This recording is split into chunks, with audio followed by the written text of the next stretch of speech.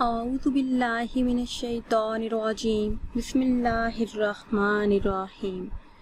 ناظرین و سامعین، ایک نئی ویڈیو کے ساتھ آپ کی خدمت میں حاضر ہیں۔ ہمارا آج کا وظیفہ چند دنوں میں کروڑ پتی بننے کا نہایت ہی خاص وظیفہ ہے۔ آپ نے ایک قرآنی آیت کو لکھ کر اپنے گھر کی دیوار پر لگا دینا ہے۔ اللہ کے فضل و کرم سے آپ چند ہی دنوں میں کروڑ پتی بن جائیں گے۔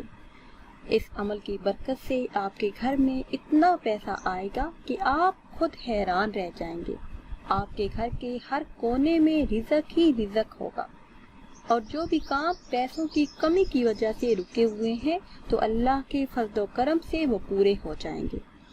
وہ آیت مبارکہ کون سی ہے اور آپ نے یہ عمل کس طرح کرنا ہے، یہ بتانے سے پہلے آپ سب سے ایک چھوٹی سی گزارش ہے کہ اگر ابھی تک آپ نے ہمارے چینل کو سبسکرائب نہیں کیا اور چینل پر نئے ہیں تو چینل کو سبسکرائب کر دیں اور ساتھ لگے بیل کے بٹن کو لازمی پریس کریں تاکہ ہر نئی آنے والی ویڈیو سب سے پہلے آپ تک پہنچے۔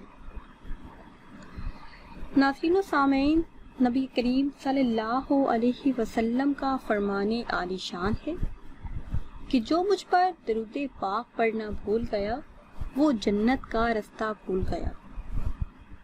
تو وظیفے کی طرف جانے سے پہلے ایک مرتبہ نبی کریم صلی اللہ علیہ وسلم پر درود و سلام پڑھ لیجئے۔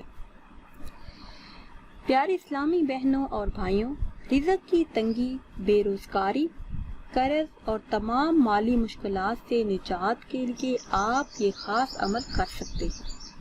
صرف چند ہی دنوں میں آپ لاکھوں کے مالک بن جائیں گے۔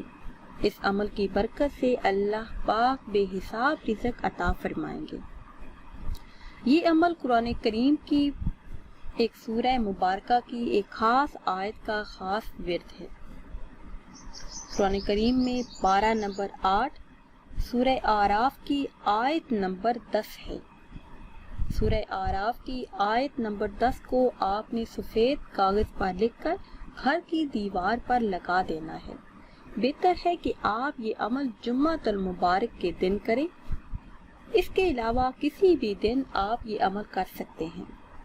اس کے ساتھ آپ نے اس آیت مبارکہ کا روزانہ 15 مرتبہ ورد کرنا ہے۔